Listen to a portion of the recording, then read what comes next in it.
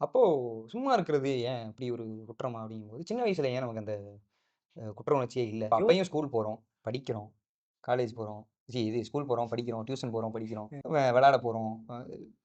ஏதாவது சொந்தக்காரங்க வீட்டுக்கு ஏதாவது இந்த வெக்கேஷனுக்குலாம் கூட்டு போவாங்க. இந்த ஊருக்கு போறது அந்த அங்க போய் சாப்பிடுவோம், சரி தூங்குவோம், விளையாடுவோம். விளையாடுவோம். ஏன் அப்ப இதெல்லாம் வரல? ஏன் அப்போ இந்த ப்ரொடக்டிவிட்டிங்கிற வார்த்தையே அப்ப இருந்ததான்னு தெரியல எனக்கு தெரிஞ்சு. என்ன காரணம்னு நினைக்கிறீங்க? குழந்தைகளா இருக்கும்போது நமக்கு ஏன் அந்த ஒரு விஷயம் வரலன்னா, நீ உன்ட்ட எவனுமே வந்து இது ஏன் இது பண்ணல? ஐய்யயோ! தம்பி இப்படி ஆயிடுச்சே! அப்படின்லாம் யாரும் சொல்ல மாட்டாங்க. இன்னொன்னு அவைங்க சொன்னாலும் நம்ம அத ஒரு பொருட்டாவே எடுத்துக்க மாட்டோம். யார்றா இவன் லூசு பையன் அப்படிங்கிற மாரி. பவர் ரேஞ்சர் போடுவான். சின்சான் பென்டன் போட போறாய்ங்க. கிக் பட்டாஸ்கி போட போறாய்ங்க. இவன் வந்துட்டான் அப்படிங்கிற மாரி தான் இருக்கும்.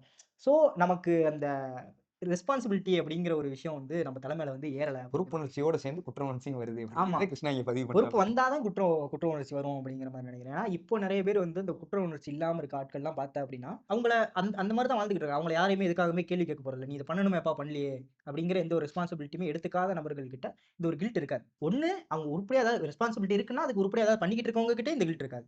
ஒண்ணுமே பண்ணாமயே கில்ட் இல்லாம இருக்காங்க அப்படின்னா, அவங்களுக்கு அதுக்கான ரெஸ்பான்சிபிலிட்டி இல்ல அப்படிங்கிற மாரி ஃப்ரீயா இருக்காங்க. ரெஸ்பான்சிபிலிட்டி இல்லன்னா தப்பா இல்ல. ஜாலியா ஃப்ரீயா இருக்காங்க இந்த அப்படிங்கிறது